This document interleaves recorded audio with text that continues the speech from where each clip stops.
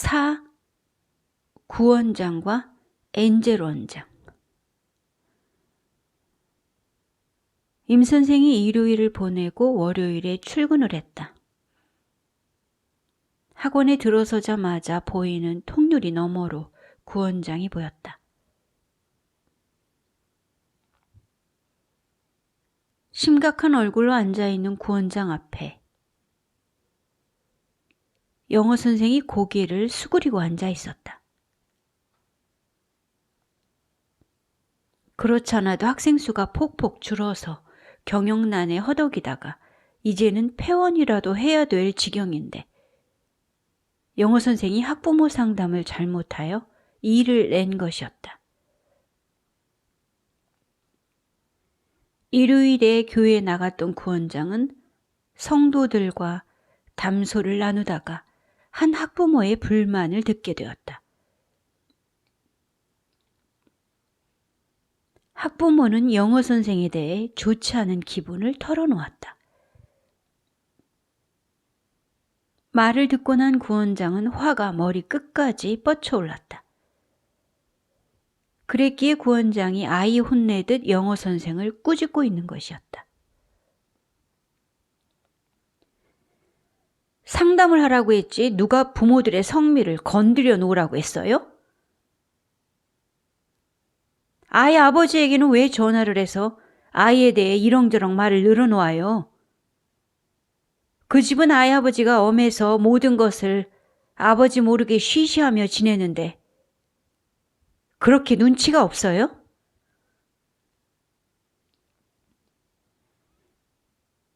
아이가 이틀째 결석을 하고 있어서 무슨 일이 있는지 알아보려고 아이의 어머니에게 여러 번 전화를 걸어봤는데 안 받으시더군요.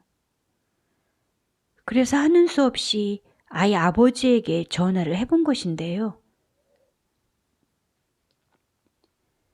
아이 아버지가 캐물으시기에 저는 그냥 솔직하게 아이가 자주 결석을 하므로 학습 진도가 떨어진다는 말을 들은 것뿐이에요. 잡소리 집어치우고 당장 아이 어머니에게 사과를 해요. 영어 선생은 아이 엄마에 대한 거부감이 올라왔다. 지난 금요일에 아이 아버지와 통화가 끝나고 얼마 있지 않아 아이 엄마에게서 전화가 왔다. 그렇게 전화를 시도해도 받지 않던 아이 엄마가 먼저 전화를 걸어와서는 다짜고짜 화부터 냈다. 도대체 왜 아이 아버지에게 전화를 걸어서 아이에 대한 얘기를 버려놓아 남의 가정에 문제를 일으키냐는 항의였다. 틈도 주지 않고 자기 할 얘기만 하며 신경질을 부리던 아이 엄마는 영어 선생이 변명을 늘어뜨리자 듣지도 않고 전화를 끊어버렸다. 아무리 학부모라고 해도 괘씸하기 짝이 없었다. 사람이 말을 하고 있는 중인데도 제 기분대로 전화를 끊어버린 여자에게 사과를 해야 한다니 내키지가 않았다.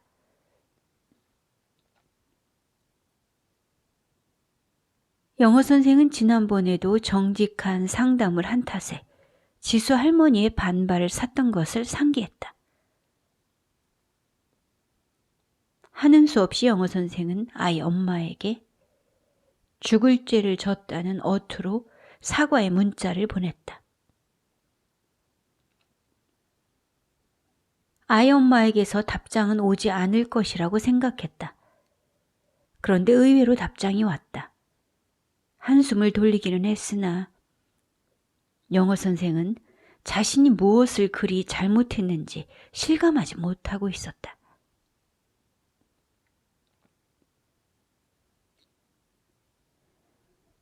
영어 선생이 사리에 어두운 사람임을 다시 한번 확인했다는 판단이 들자 임 선생의 입가에 조롱의 웃음이 피어났다. 원장이 상담을 하라고 지시하면 형식적으로 하는 말로 듣고 말 것이지 영어 선생은 지시받은 사항을 곧이곧대로 매번 행동으로 옮겼다. 영어 선생이 융통성 없는 성품인지는 알고 있었지만 뒤숭숭한 학원의 골칫덩이 역할을 제대로 하고 있었다. 그렇게 살면 저만 힘들지. 누가 알아주나 하는 생각으로 영어 선생의 어리득함을 지켜보는 것이 퍽 흥미로웠다. 영어에 관심 없는 아이들이 재미를 가질 수 있도록 지도하고 부모 몰래 학원을 빠지는 아이들을 개선시켜 제대로 이끌겠다는 영어 선생의 의도는 도덕 교과서에서나 나올 법한 것이었다. 제 자식이나 잘 키울 일이지 남의 자식에게 열의를 가지고 덤비는 것은 순진하고도 무리한 열성이었다. 열심히 해봐야 요령이 없으면 다 허사였다. 수완이 필요한 세상에서 천진무구한 마음으로 제 몸을 던져봐야 누구 하나 알아주는 이 없었다. 부모 상담을 할 시간이 있으면 원장이 진짜 좋아하는 것이 무엇인지, 어느 때에 어떤 행동을 해야 적절한지에 대해 숙고해 보는 것이 나을 터였다. 영어 과목의 프랜차이즈 체인을 내린 후 다른 과목들의 체인 가맹까지 해제해버린 구원장은 달마다 본사에서 자동으로 보내오던 교재를 이제는 개인적으로 구매해야 했다.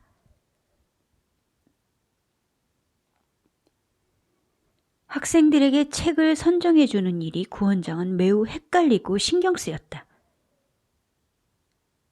돈이 나갈지언정 가맹본부로부터 모든 것을 지원받던 때가 좋았다는 생각이 들었다. 게다가 교회에 나가면 학원에 대해 구시렁거리는 소리가 자주 들렸다. 주일에 예배를 보러 가는 것조차 옹색해지고 있었다. 학원에 다니는 아이들의 적지 않은 수가 교회 신도들의 자식들이었다. 구원장은 학원에 제 자식들을 보내는 신도들이 무엇인가 뒤에서 시시덕댄다는 것은 알고 있었지만 그와 관련하여 학생 수가 줄어드는 직접적인 이유를 감지하지 못했다.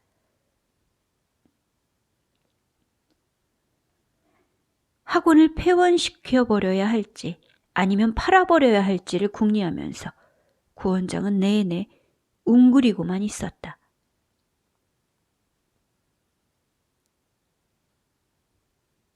한편 3층의 엔젤 피아노 원장도 구원장 못지않게 걱정에 쌓여 있었다. 피아노 원장은 제 학원의 아이들을 위해 따로 차량 운행을 하지 않았다. 피아노 학원의 아이들은 구원장 학원의 차량에 의존하여 등원을 했다. 그렇다 보니 구원장 학원에 다니는 아이들의 기류를 탄 것인지 피아노를 치러 오던 아이들이 덩달아 교습을 중단하고 있었다.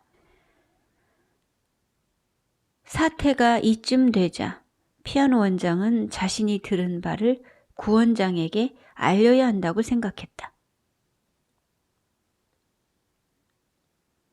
구원장을 찾아간 피아노 원장이 학생 수가 현저히 줄어들고 있는 이유에 대해 귀띔해 주었다. 부모들이 아이들을 빼내가는 이유가 구원장에 대한 소문 때문이고 그 소문의 중심에는 임 선생이 있었다. 임 선생이 수업 시간에 제 자식들을 끼고 가르치느라 다른 학생들에게 신경을 쓰지 않는다는 말이 나돈다고 했다. 피아노 원장의 말을 듣고 난 구원장은 어이가 없었다. 임 선생의 자식들은 임 선생이 학원에서 일하기 시작했을 때부터 따라 들어와 공부했던 아이들이었다. 그게 언제적부터의 일인데 새삼 그것을 문제 삼는지 이해가 되지 않았다. 영어 선생이 부모 상담을 잘못하여 일을 냈던 것은 시작에 불과했다. 영어 과목을 중요시 여기는 학부모들은 영어의 프랜차이즈 체인을 내린 것부터 시비하고 있었다. 구원장이 모든 과목에 감행을 내려버린 후 학부모들은 학원이 아무런 기준이나 지원 없이 주먹구구식으로 운영되고 있음을 알고 있는 모양이었다. 게다가 차량 기사까지 문제를 삼았다. 기사가 아이들을 향해 욕을 하거나 침을 뱉는 것을 구원장도 알고 있었다. 그것은 차량 시간을 지키지 않는 아이들의 버릇을 고치려 함이었지 다른 뜻은 없었다. 뒤숭숭한 분위기는 계속 이어져 야간에 중등 단과로 띄워주던 선생들도 무슨 이유에서인지 일을 그만두겠다고 했다. 당장에 중등 단과를 맡을 선생들을 새로 구하든지 아니면 폐강을 시켜버려야 될 형편이었다. 초등학교 졸업반 아이들이 중등으로 올라가지 않고 학원을 나가버리네.